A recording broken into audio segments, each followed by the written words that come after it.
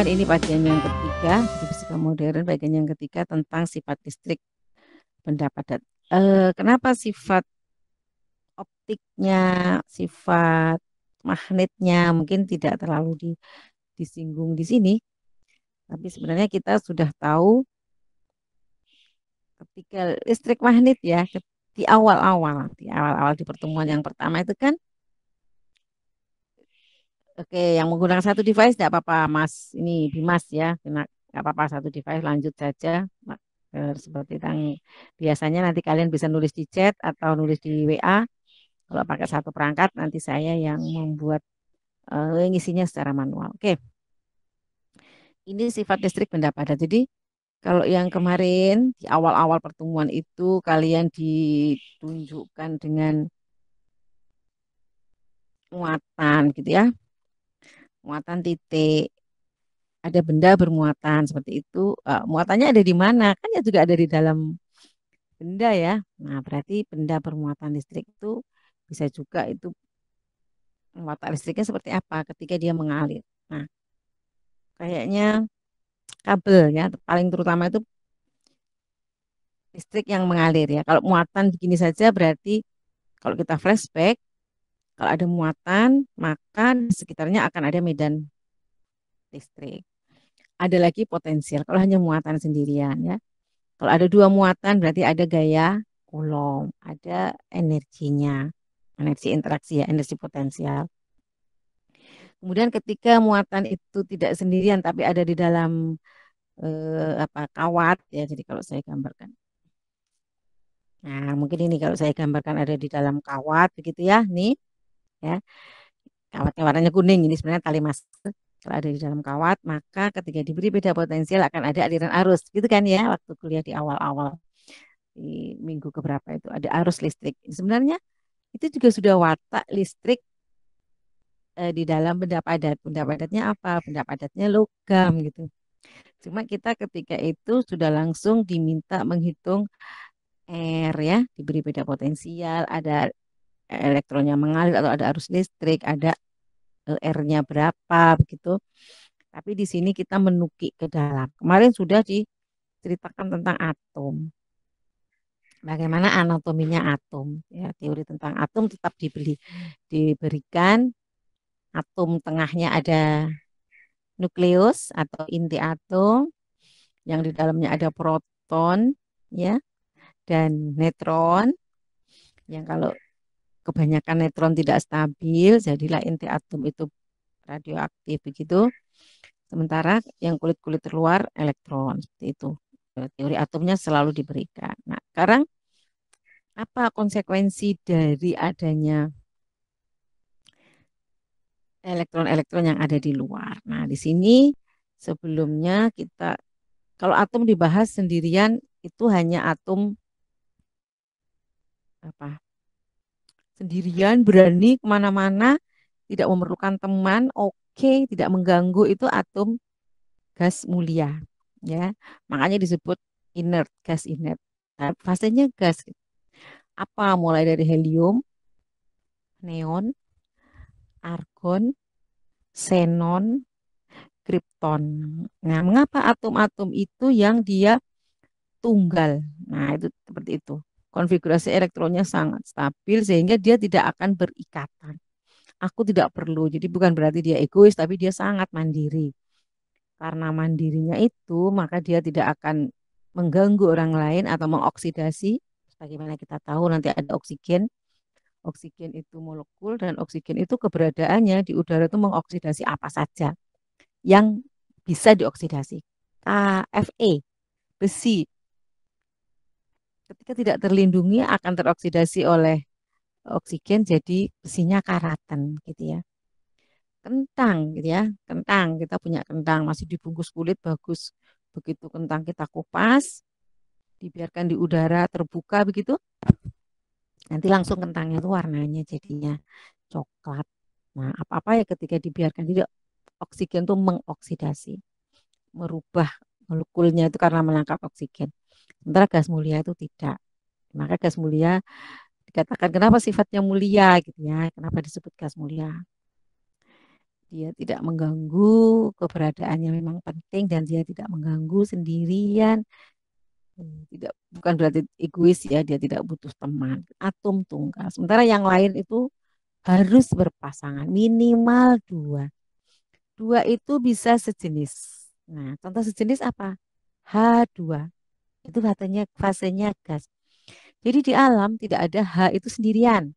Melayang-layang atom H yang proton satu, elektronnya satu, melayang-layang itu nggak ada. Yang ada melayang-layang itu H2, fasenya gas. O2, oksigen ya. Kita hirup, kita memerlukan itu O2. N2 juga nitrogen, ada dalam fase gas di udara. O2, N2, H2. Apalagi yang dua-dua gitu, sama sejenis. Mungkin tidak ada lagi. Yang lainnya ada CO. Nah, C sama O. Sifatnya korosif, beracun. Itu merupakan bagian dari polutan yang sebagian dikeluarkan dari knalpot, gas CO. Tapi kalau CO2, nah CO2 kita berperan karena kita dalam hal kita ini pernafasan ini kita mengeluarkan CO2 dari proses metabolisme tubuh kita. Asupan yang masuk yang banyak berperanan itu oksigen, tapi yang keluar diantaranya CO2. Apakah hanya CO2? Tidak, ada gas-gas yang lain. Tapi yang masuk ke hidung kita kan udara, Bu. Udara itu tidak hanya O2, iya ada N2, ada radon, nanti ada radon di udara, ada asap, ada molekul CO2 juga, ada H2O, uap air itu H2O dalam fase gas, ada juga orang yang habis buang angin, H2S juga ada gitu. Tapi paru-paru kita pintar ya, paru-paru kita pintar, dia hanya mengambil oksigennya. Yang lainnya kemana? Yang lainnya dibuang gitu. Makanya supaya kerja paru-paru nggak capek, itu Allah memberi mekanisme di hidung kita ini, ya, bulu-bulu hidung kita itu menyaring hal-hal yang kasar, ya, yang masuk ke udara, tapi ikutannya apa debu-debu disaring gitu ya. Dan mekanisme di dalam tubuh kita, kalau banyak kita menghirup hal gas-gas yang tidak kita butuhkan, metabolisme kita eh, tidak optimal kalau kita menghirup gas oksigen. Nah, makanya kalau orang yang sakit, agar metabolismenya bagus, dia punya kekuatan maksimal, begitu dibantu pernafasannya dengan oksigen yang dari tabung ya, tabung oksigen. Tapi oksigennya dimampatkan dalam bentuk cair supaya tidak tidak memenuhi ruangan dalam bentuk cair, kemudian diberi katup sedikit-sedikit ketika dia fase gas lalu dihirup. Nah, ketika itu orang yang sesak nafas, orang yang sakit, yang memerlukan, yang sudah lemas seperti itu diberi oksigen segar. Hanya HO2. Kita dalam keadaan biasa ini kan yang kita hirup 10 cc yang kita hirup mungkin oksigennya hanya berapa persen gitu ya. Kemudian nah susunan dari atom-atom itu menentukan sifat dari benda. Benda ini benda padat. Nah, kemarin gas ya, kemudian bentuknya cair itu berarti fase. Dan contoh yang paling bagus adalah air ya. Air kita bisa bahas dalam bentuk gas, kita bisa bahas dalam bentuk padat, cair dan kita bahas dalam bentuk padat. Oke, ini molekul. Terus kita bahas sekarang apa energi interaksi antar atom. Apakah hanya energi Coulomb? Nah, kalau Coulomb itu energi interaksi antara dua buah benda bermuatan. Bu, atom kan bermuatan. Iya kalau atomnya diganggu. Atomnya diganggu, yang satu elektronnya diambil sehingga atom itu bermuatan positif. Terus yang elektron yang diambil tadi itu hinggap di atom yang lain hingga atom itu bermuatan negatif. Maka jadilah kita meninjau benda itu adalah benda yang bermuatan positif dan benda bermuatan negatif. Interaksinya apa? Interaksinya interaksi Coulomb. F sama dengan K, ya. Q1. Nah, ini saya nggak bisa nulis ini. Sebenarnya bisa nulis tapi lambat. Q1, Q2 per R kuadrat. Tapi yang dimaksud di sini adalah interaksi antar atom. Atom dalam keadaan netral. Jadi atom yang satu yang lengkap dengan proton dan neutron di tengahnya dan elektron terluar, atom satu lagi juga begitu. Jadi ada dua atom seperti tangan saya gini. Apa interaksinya? Bukan interaksi Coulomb lagi karena dia bukan secara atomik dia tidak bermuatan positif dan negatif tapi netral. Nah, tapi ternyata senetral-netralnya dia itu ada interaksi. Namanya nanti kita lihat ini ada interaksi antar atom itu yang kita namakan dengan interaksinya potensial. Ya, interaksi yang menimbulkan energi potensial antara atom A dan atom B. Nah, dan wataknya atom itu begini. Jadi kalau saya gambar mungkin bagus ya, tapi saya besok deh saya latihan menggerakkan tangan lebih enak ya supaya ketika hari Rabu saya akan banyak coret-coretan. Begini, atom itu netral, atom yang B juga netral. Tapi kita tahu atom itu muatan positif kumpulnya di mana, Mas, Mbak? Yuk, biar cepat coba ikut dijawab. Di inti, Bu. Nah, di inti. Jadi muatan positif banyak ada di inti. Sementara elektron muatannya negatif itu kan jaraknya jauh. Ya, elektron mengelilingi itu jauh. Atom yang satu tadi itu, atom yang B begitu ya. Atom yang satu itu melihat atom yang pertama tadi itu karena elektronnya itu tersebar di luar, dia melihat kumpulan muatan positif ya. Jadi atom yang B gitu melihat atom A itu adalah seolah-olah dia muatannya positif. Karena muatan positifnya besar di tengah-tengah. Sementara elektronnya itu di luar jaraknya jauh, seperseribu jaraknya. Jadi yang kelihatan itu muatan positifnya. Nah, elektron yang B yang melihat itu adalah yang paling luar tuh elektron. Jadi yang paling luar itu kan yang paling dekat dengan atom A itu elektronnya kan yang di luar dulu ya. Ketika atom itu berdekatan, yang paling dekat itu elektronnya dulu. Nah, elektron dari atom B itu dia melihat atom A itu muatan positifnya besar. Jadi dia mendekat. Nah, atau sebaliknya, atom A juga seperti itu. Atom A ketika melihat atom B, dia juga yang dia lihat ketika jauh ya, ketika jauh, elektron-elektron atom A itu yang dia lihat inti atom B yang bermuatan positif. Maka mereka akan mendekat. Mendekatnya di situ ada gaya tarik, atraktif ya, ada gaya tarik, ada potensial terus. Nah, begitu pada jarak tertentu, barulah masing-masing atom itu menyadari. Apa yang dia sadari? Bahwa ternyata atom A itu menyadari bahwa atom B itu dikelilingi, intinya yang positif besar tadi itu, dikelilingi oleh muatan negatif. Kan sejenis. Atom A tadi itu yang melihat kan yang paling luar, elektron, kumpulan elektron. Dia melihat, oh, atom B itu ternyata bagian luarnya juga elektron toh. Nah, mulai tolak menolak. Jadi ketika jauh pengen dekat, begitu dekat ketahuan bahwa atom B itu juga dikelilingi oleh elektron yang muatan sejenis dengan yang mengelilingi oleh atom A, maka mulai muncul gaya tolak. Atom B juga begitu, atom B juga melihat atom A juga begitu. Jadi ini persis seperti interaksi kita ya. Ketika jauh itu kita kangen, pengen dekat. Begitu semakin dekat, pada jarak tertentu kita mulai merasa ini, mulai merasa ada melihat kekurangannya gitu ya. Ada gaya tolak. Nah, di situ juga di sini ditunjukkan ini ya. Mana kursor saya?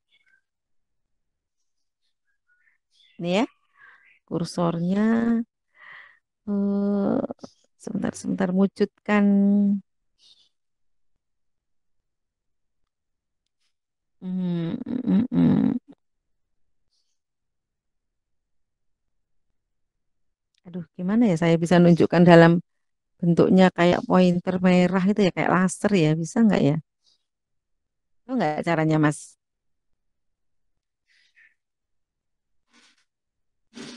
Ah, Supaya dia, mungkin poin kalau di PPT ya, oke, dah. Yang jelas kita lihat nih, lihat gaya tolak itu mulai muncul ketika dekat, gaya tarik itu jauh. Nah, dia tanda minus menunjukkan gaya tarik. Minus tarik itu berarti kayak ada plus dan min ya, bermuatan. Kemudian tanda plus menunjukkan gaya tolak. Di plus itu tolak kan, karena masing-masing merasa paling luar tuh negatif-negatif, jadi dia akan menolak. Sementara yang min eh, tarik menarik. Jadi nanti akhirnya akan apa? Seimbang. Pada saat gaya tolak itu sama besar dengan gaya tarik, disitulah posisimu sebenarnya. Tidak terlalu jauh, juga tidak terlalu dekat. Nah, kita juga seperti itu ya. Ketika kita membentuk couple, pasangan begitu, kita juga masing-masing itu pribadi itu punya benteng ya, punya benteng. Kita tidak boleh terlalu dekat sampai rahasia terdalam dari seorang itu biarlah jadi miliknya dia gitu.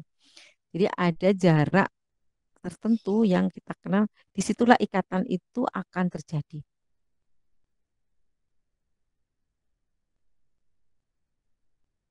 Ya, di situ ikatan itu terjadi. Nah, ini kalau PPT, ini kan PDF ya. Kalau PPT tolong di slideshow. Di slideshow itu akan kelihatan nanti bagaimana elektron ya, elektron dari atom itu Na, dari atom Na itu ke elektron, kemudian ke Cl, Cl-nya muatannya negatif, Na muatannya positif, maka mereka akan bergabung menjadi ikatan ionik. Ya, itu untuk dua atom yang ternyata elektronnya itu konfigurasinya seperti itu. Kalau tadi, kalau ternyata tidak seperti itu gimana, Bu? Masing-masing bertahan gitu. Ini juga sama, tetap ada jarak paling mungkin Na sama Cl itu apa? Ada jarak minimum, jarak minimum yang diperlu, yang memerlukan dia itu stabil. Didekatkan lagi malah tidak stabil. Tapi kalau jauh juga diperlukan energi untuk memisahkan, ada bisa sampai dia tercerai-berai. Nah, begitu. Ini ada ikatan ionik ya. Ikatan ionik, ikatan antara ion bermuatan positif. Nah, ion bermuatan positif itu kan dari atom yang kehilangan di sini ya. Na-nya sendirian, nggak punya teman, terikat paling lemah, gitu ya. Maka Na ini akan keluar. Sementara di Cl ini biasanya harusnya 8, tapi dia cuma 7 gitu. Cuma 7, maka dia nangkap di sini. Nah, jadilah ini muatan negatif, ini muatan positif. Jadilah ikatannya ikatan ionik. Nah, seperti itu. Ini kuat, ikatan ionik itu sangat kuat. Ya, jadi cocok banget ya, ada atom yang elektropositif, jadi gampang. Jadi modelnya pemberi persis seperti medan listrik kan.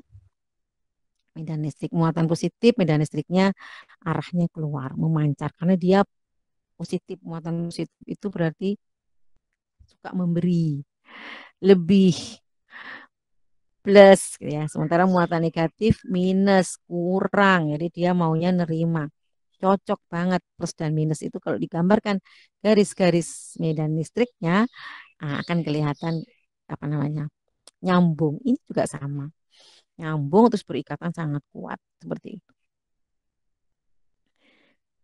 Jadi di dalam Allah sudah membuat pasangan ya. Tapi ada juga yang eh, apa namanya, nanti oke, ini masih masih dibahas tentang kaitannya dengan energi total pada benda-benda padat yang kristal itu atau NaCl ya. Jadi kalian masih masih diteruskan seperti ini. Jadi ada jarak, nih lihat ya, R sama dengan R0 itu adalah jarak minimal bahwa dia itu stabil. Stabilnya di situ. Kalau terlalu jauh, maka nanti dia akan mendekat. Kalau terlalu dekat, ya itu juga eh, membahayakan karena kita kompres ya. Ketika kita kompres, dia juga punya nanti punya ketetapan sendiri, tetapan kompresibilitas itu paling mampu menahan itu sampai seberapa.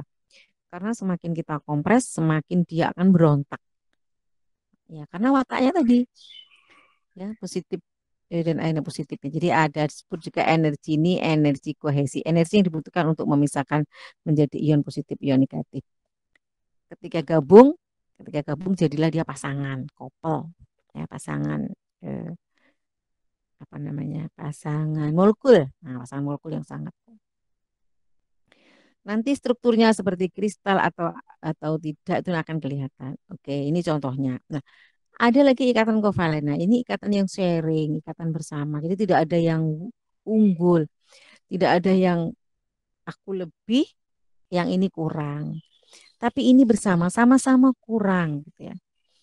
Sama-sama kurang. Nah, di sini seperti penggambaran eh, dua orang ya, meskipun suami istri gitu ya, laki perempuan itu dari sisi jenis kelamin sudah plus minus sudah menunjukkan itu bisa ikatan ionik. Tapi kalau dari sisi watak, dari sisi kebutuhan, dia menggambarkan keluarga atau hubungan itu seperti ikatan kovalen. Membutuhkan karena tidak lengkap masing-masing untuk mencapai nilai 10. Satu orang punya nilai 4, satu orang punya nilai 6. Nah, ketika digabung jadilah mempunyai nilai 10. Yang mana yang rugi? Tidak ada yang rugi karena semuanya nanti akan sama-sama memperoleh nilai 10 yang satu, tapi yang satu berkorban lebih besar. Semua mempunyai nilai pahala masing-masing, gitu ya. Kalau kita implementasikan jenis-jenis ikatan ini dengan kehidupan kita sehari-hari, interaksi apapun tidak akan ada yang merugikan interaksi antar dua manusia minimal.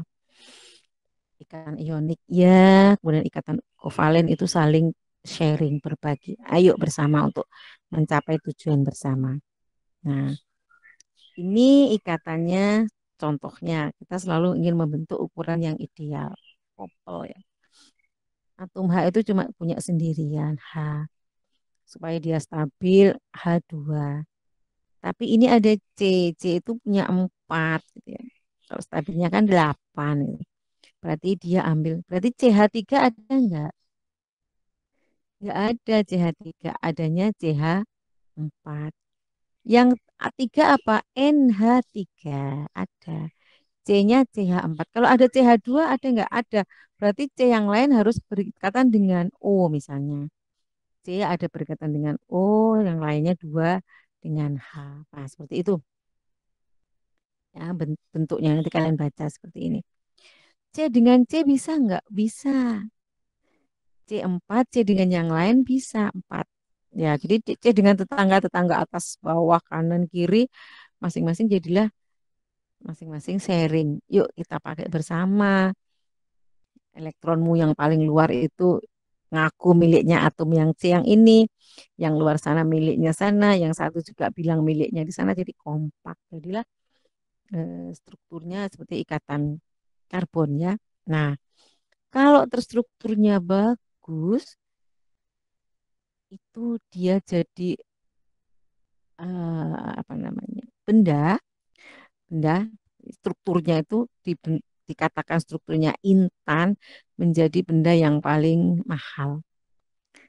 Intan itu benda paling mahal, paling bergengsi. Kalau digosok namanya berlian. Nah, termasuk golongan permata yang sangat dicari-cari, yang dengan memiliki itu dianggap mempunyai status yang tinggi. Gitu. Nah, ini ada perbandingannya. Kalian bisa baca ya. Kalian bisa baca perbandingan antara ikatan ionik dan kovalen, jelas beda. Ionik itu memberikan satu elektron dari satu atom diberikan ke elektron atom yang lain yang kurangan. Sementara yang kovalen, yuk sharing bersama. Mana yang bagus, mempunyai watak masing-masing gitu. Jadi tinggal kita lihat H itu ketika dengan H yang lain kovalen. H dengan H2O, nah nanti juga kovalen. Nah, kapan H itu ionik gitu ya. Nah, sifat-sifatnya ada di sini kalian bisa baca. Besok ujiannya masih online kan? Oke, online. Jadi kalau misalnya ada soal checkpoint seperti itu, eh, kalian masih bisa. Kemudian ada lagi yang namanya ikatan van der Waals. Gitu. Apa itu selain ikatan utama ionik tadi, kemudian kovalen, ada lagi ikatan van der Waals. Nah, ini disebabkan oleh gaya tarik elektrostatik lemah. Nah, disebut gaya van der Waals. Elektrostatiknya di mana? Begitu. Molekulnya itu netral. Jadi molekulnya stabil. H2O misalnya. Tadi kan H2O kan membentuk satu molekul. Karena H sendirian juga nggak ada, O sendirian nggak ada. Kalau O berpasangan O2, jadi fasenya gas. H berpasangan H2, fasenya gas. Tapi ketika H2O fasenya, bukan fase, molekulnya namanya molekul air. Nah, itu fasenya bisa padat, cair, dan gas. Itu luar biasa kalau air ya. Dia netral gitu. Tapi ketika ada banyak molekul air netral, apa yang terjadi? Jadi antar molekul itu jadi satu komunitas baru sekarang. Kalau tadi komunitasnya atom, sekarang komunitas baru antar molekul, molekul satu dengan molekul yang lain itu mesti ada ikatannya. Paling tidak ikatannya yang di mana? H ya, H dari H2O tadi itu mungkin posisi elektronnya itu ada di mana gitu. Jadi eh, itu kalau H. Tapi kalau ini misalnya ini iodium, contohnya iodium membentuk dipol karena iodium atom yang satu itu ada di banyak elektronnya itu agak ngumpul di sebelah kanan, maka dia dikatakan agak lonjong ke kanan gitu ya. Itu seperti cerita tentang polarisasi ya. Ketika bahas dielektrik ya, bahas dielektrik kan juga seperti itu. Ketika sebelum UTS ada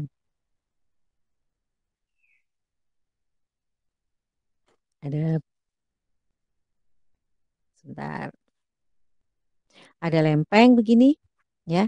Ketika lempeng diberi beda potensial, maka nggak jalan, tapi yang ini lebih positif dibanding yang bawah, maka atom-atom yang ada di sini akan ngikut. Gitu. Elektronnya akan apa namanya konsentrasinya akan banyak di sebelah yang muatannya positif seperti itu. Maka di sini juga akan kelihatan. Kalau hetero itu berarti ada dua jenis gitu. HCl, HCl, HCl, HCl yang satu dengan HCl yang lain akan kelihatan bahwa dipol-dipolnya itu akan menarik molekul yang lain. Jadi masing-masing HCl punya dipol kan. H muatannya positif, Cl jadi muatan negatif. Itu kalau susunan muatan positif dan muatan negatif pada jarak tertentu itu dikenal dengan dipol. Dipol arahnya ke sana. Dengan HCl atom yang lain juga dipol lagi arahnya kemana, maka di situ akan ada interaksi, ada ikatan gitu ya. Kalau ini ikatan hidrogen. Jadi hidrogen itu meskipun ada di dalam molekul, ini kan contoh molekul H2O ya di sini. Yang merah itu O-nya, yang putih itu hanya birunya itu ikatan. H2O, H2O dengan yang lain hanya atom hanya itu juga melambai-lambai dengan O-nya tetangganya gitu. Kan dia positif ya. Ya, karena hanya kan diajak bersamaan sama O gitu, maka dia sementara O ketambahan H dari molekulnya itu sendiri, dia tertarik oleh atom lain, H2O yang lain, molekul yang lain yang dia di dekat O gitu. Jadi H2O dari satu atom molekul yang di sini itu juga mendua gitu. Dia juga tertarik dengan atom O molekul yang lain. Seperti itu terus sampai akhirnya berantai, kompak begitu. Ketika daya tariknya semakin lemah, maka fasenya gas. Ketika gaya tariknya agak kuat, begitu fasenya cair. Ketika gaya tariknya sudah sangat luar biasa pada tekanan yang besar, maka dia fasenya padat. Jadi sama-sama molekulnya H2O. Tapi gimana sekarang H itu? Jadi ceritanya begitu ya kalau kita kita memosikan diri kita bertiga gitu, yang dua jenis kelaminnya sama ini seperti cinta segitiga ya. Yang satu mau contoh apa? O-nya, O-nya, O-nya negatif, O-nya laki-laki, H2, hanya perempuan misalnya ya, satu poligami jadi contohnya ya. Satu laki-laki ada dua perempuan terikat begitu. Tapi perempuan yang ini kan juga melihat atom yang lain itu dia dekat dengan laki-lakinya yang sana gitu. Terus begitu sangat kompak, padat, dia jadilah fasenya padat. Jadi fasenya es. Tapi di dalam mekanika fluida dijelaskan molekul air yang dalam keadaan fase es itu justru volumenya mengecil, terbalik, atau terbalik, sorry, volumenya malah membesar, gitu ya. Jadi umumnya benda-benda lain ketika menjadi padat itu volumenya mengecil, tapi khusus air volumenya ketika menjadi es dia membesar sedikit ya, dibanding ketika volumenya air. Maka mengapa es itu minuman dikasih es penuh di gelas, sebagian es terapung, ketika es semakin lama semakin cair, kok minuman itu tidak tumpah. Harusnya kan yang es yang di luar es itu tadi kan ketika mencair mendorong cairan minuman itu tumpah, ternyata tidak tumpah. Karena es ketika mencair, nah volumenya menyusut. Oke, untuk ikatan hidrogen kita lanjutkan dengan ikatan logam. Nah, ini khusus namanya ikatan logam, berarti khusus pada molekul-molekul logam. Ya, ikatan ionik, logam juga punya ikatan yang lemah dari ikatan ionik dan kovalen.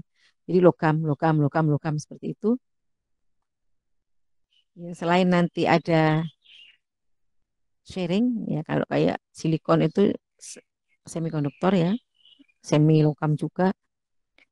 Dia elektronnya itu karena logam, elektronnya banyak, maka elektronnya itu tidak seperti Na yang sendirian di luar, tapi elektronnya itu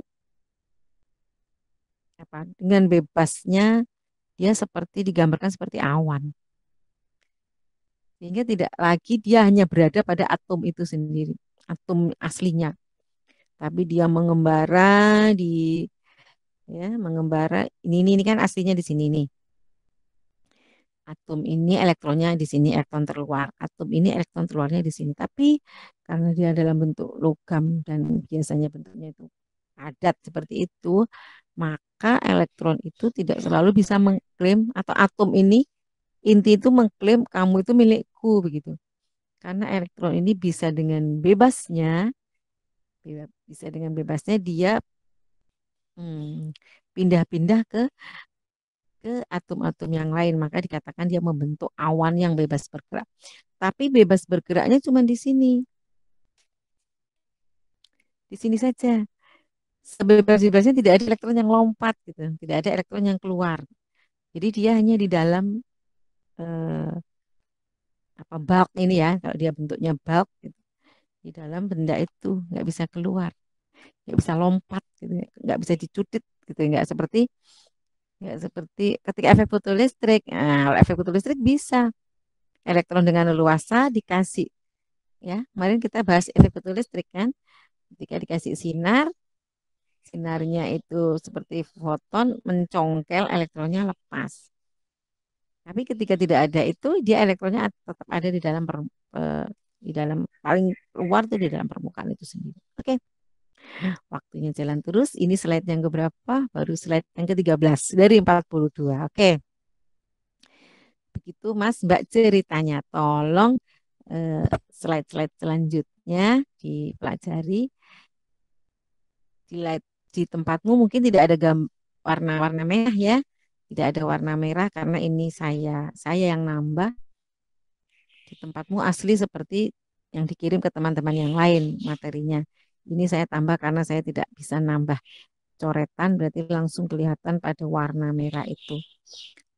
Bagaimana logam ya, bagaimana ada fungsi gelombangnya. Yang fisika jangan khawatir, nanti kalian akan diperdalam lagi dengan ini untuk beberapa mata kuliah. Mulai semester 3 ada kuliah listrik magnet 1, listrik magnet 2, atau elektromagnet ya, elektrodinamika, fisika zat padat 1, zat padat 2, begitu ya. Bagi yang fisika, bagi yang lain tidak ada ruginya mengingat ini sambil memahami. Bagi yang ilkom nanti hmm, saya scan aja sebentar di sini ya. Nah, Bagi yang Ilkom, coba dilihat di slide ke ini ada piranti-piranti yang berbasis semikonduktor. Ada IC, komputer jadi seperti ini ya, mikroprosesor kan kumpulan dari semikonduktor tipe N, tipe P dibuat jadi dioda, dibuat jadi apa namanya transistor, dibuat dari macam-macam dan jadi IC, integrated circuit. Nah, sirkuit yang terintegrasi. Jadi seperti ini, prosesor itu dasarnya dari pengetahuan tentang watak bahan, watak material seperti itu ya. Kalian tinggal pakai. Sudah tahu ada IC yang untuk sensor suhu, IC yang punya watak berubah terhadap macam-macam. Itu kita sudah tahu kakinya ada berapa, tapi sesungguhnya dasarnya dari sini, dari watak masing-masing bahan, ya masing-masing bahan. Jadi seperti itu. Tetap nikmatilah ini bagi kalian yang bukan fisika. Jadi saya selalu menekankan tidak, sama sekali tidak akan Anda merugi mempelajari fisika dasar 2 kaitannya dengan apalagi tentang watak-watak ini ya. Terima kasih. Insya Allah kita ketemu besok dalam keadaan yang lebih baik.